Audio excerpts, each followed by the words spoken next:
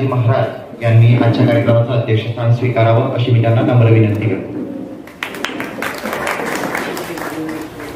संपूर्ण उपस्थित समाज बंधू आणि मान्यवरांच्या वतीने सरांनी सूचना मांडली त्यांना मी सर्वांच्या वतीने अनुमोदन देतो. धन्यवाद सर. तेली समाजाच्या वतीने दरवर्षी महत्वाचं काम म्हणजे आपली भारतीय संस्कृती जपणं जे आहे त्याच काळाची गरज बनलेली आहे. आणि आपल्याला माहिती आहे की आपण जे कॅलेंडर वापरतो ते इंग्रजी पद्धतीचं कॅलेंडर आहे. खरं भारतीय संस्कृतीची जाण व्हावी, घराघरामध्ये हे दिग्दर्शिका पोहोचवावी या हेतूने जे आहे या दिग्दर्शिकेचं प्रकाशन जे आहे ते आज होणार आहे आणि संतांच्या आशीर्वादाने हे सर्व होणार आहे. यासाठी प्रास्ताविकेसाठी मी ॲडव्होकेट सुरज चौधरी यांना आमंत्रित करतो. आपल्या या कार्यक्रमाचे अध्यक्ष आदरणीय भरतदासजी महाराज, व्यासपीठावर उपस्थित कैवल्यानंदजी महाराज, आपल्या सगळ्यांचे लाडके ऋषिकेश महाराज आणि आपल्या सगळ्या रावेरचं मानाचं स्थान आदरणीय कांतीलाल बुवा, आमचे मार्गदर्शक आदरणीय पद्माकरजी महाजन, तेली समाज अध्यक्ष आदरणीय सुभाष चौधरी सर, उपस्थित सर्व मान्यवर, आपण आज या ठिकाणी आलेलो आहोत ते म्हणजे सनातनी दिनदर्शिकेचं उद्घाटन. खरं तर हा विषय जेव्हा आला समोर तेव्हा बऱ्याच लोकांच्या मनात हा प्रश्न आला की हा विषय कसा आला. तेली समाजाचे काही कार्यकर्ते यांच्यातर्फे दरवर्षी आपण एक दिनदर्शिका काढतो, पण ती इंग्रजी दिनदर्शिका होती. पण यावर्षी असं मनात आलं त्यांच्या की आपण इंग्रजी दिनदर्शिका या सगळीच लोक काढतात, आपण सनातनी म्हणजे हिंदू धर्माला धरून चालणारी जी दिनदर्शिका आहे ती काढली पाहिजे. ती कारण कुठेच नसते, जनरली आपल्याला ते उपलब्ध होत नाही. आपल्याला थोडंसंही काही काम पडलं तर आपण ब्राह्मण देवतांकडे जातो, आपल्याला माहिती घेतो. बरीच जणी आल्या, मी मुद्दाम त्यांचं नाव घेईल. आपले अनिल भाऊ चौधरी, कार्याध्यक्ष तेली समाज रावेर, त्याच्यानंतर सुनील भाऊ चौधरी जे आपण सगळे परिचित आहात, आपल्या रावेरला पत्रकार म्हणून काम करतात. आता हे का करावं वाटलं यांना, तर त्याच्या मागे यांना खूप अडचणी तर आल्याच, पण यांनी असं म्हटलं की छोटे खाणी का होईना पण वाटा का होईना पण एक छोटीशी सुरुवात आपण केली पाहिजे, तर ती या दिनदर्शिकेच्या माध्यमातून आपण करावी असं त्यांचा मनोदय होता आणि ते आज पूर्णत्वास आला आहे असं म्हणायला हरकत नाही. पण या कॅलेंडरमुळे ते त्यांना सांगता येतील असं म्हणायला हरकत नाही. तर तो त्यांचा म्हणजे मी खरंच सगळ्यांना त्यांच्यासाठी जोरदार टाळ्या वाजवल्या पाहिजे. त्यांनी खूप छान सुरुवात केली आहे. या सुरुवातीचा आपल्याला वटवृक्ष झाला पाहिजे, हा याच्या मागचा मनोदय. ही सुरुवात आज आपण कैवल्यानंदजी महाराज यांचं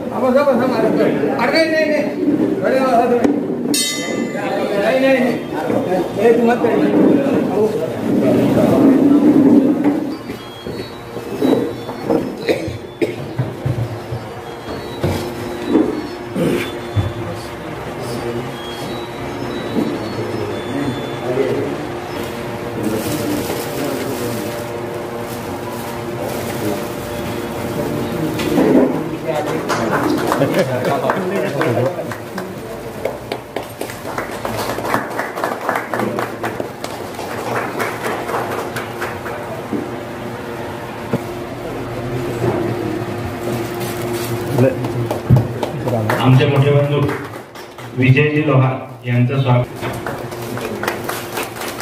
रावेर तेली समाज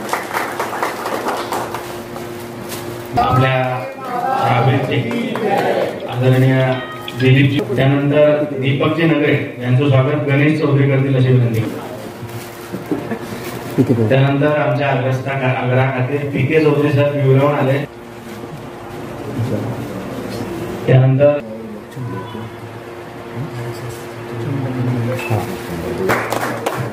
चंद्रकांत राऊत साहेबांना विनंती आहे आपण व्यासपीठाकडे यायचं. मी अमोल कासाऱ्यांना विनंती करते. आमची इच्छा आहे सगळ्यांचा सत्कार झाला पाहिजे, पण काही वेळ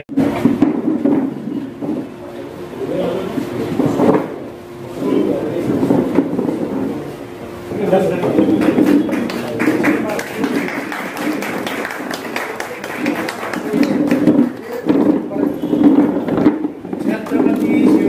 महाराज की जय।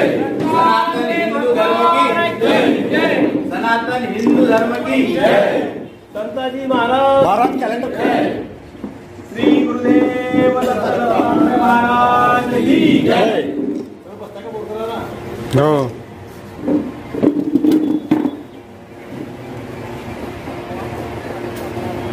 नाही आलेलं नाही आहे.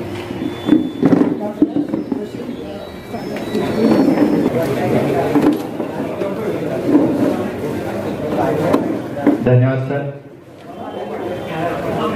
यानंतर मी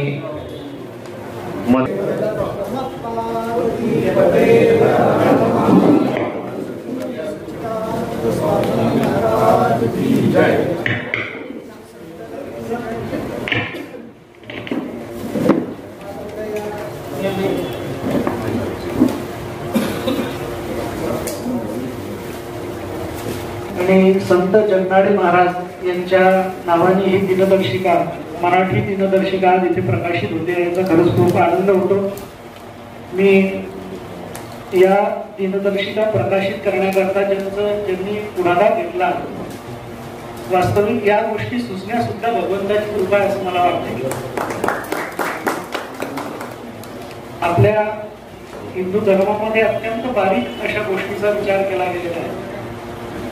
म्हणजे शास्त्र पुराणांचा जर आपण अभ्यास केला तर त्यामध्ये असं म्हटलेलं आहे की तिथीचं नुसतं नाव घेतल्याने सुद्धा लक्ष्मीची प्राप्ती होते, असं भर तिथीचं सांगितलेलं आहे.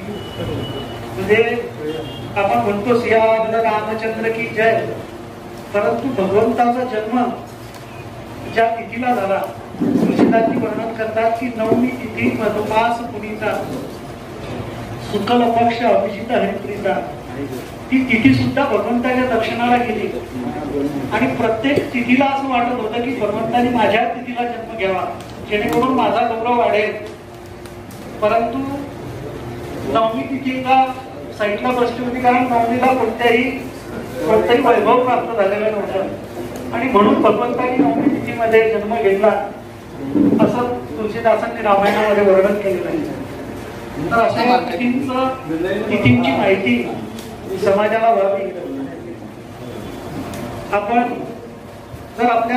खूप गौरवाने सनातन धर्माचं काम करतो, परंतु जर येत्या 50 वर्षाचा कालखंड आपण बघितला तर तो मुघल काळामध्ये झालेल्या अत्याचारांपेक्षाही खूप भयावह आहे असं मला वाटते. म्हणजे मुघल काळामध्ये तरी लोक शास्त्रांचं अध्ययन, आपल्या वाङ्मयाचं अध्ययन करत होते, परंतु देश जसा स्वतंत्र झाला त्या स्वतंत्र काळानंतर उलट आपल्या हिंदू धर्मावर अत्यंत विचित्र असे आघात झाले. म्हणजे कदाचित पूर्व काळामध्ये आपले मंदिरं पडले गेले किंवा काही विषय असे झाले असतील, परंतु आपल्या देश स्वतंत्र झाल्यानंतर आपल्याला वैचारिक दारिद्र्य आणण्याचं काम अनेक लोकांनी केलेलं आहे. होत असतात बऱ्याच लोकांचा आम्हाला फोन येतो, महाराज एकादशी केव्हा आहे.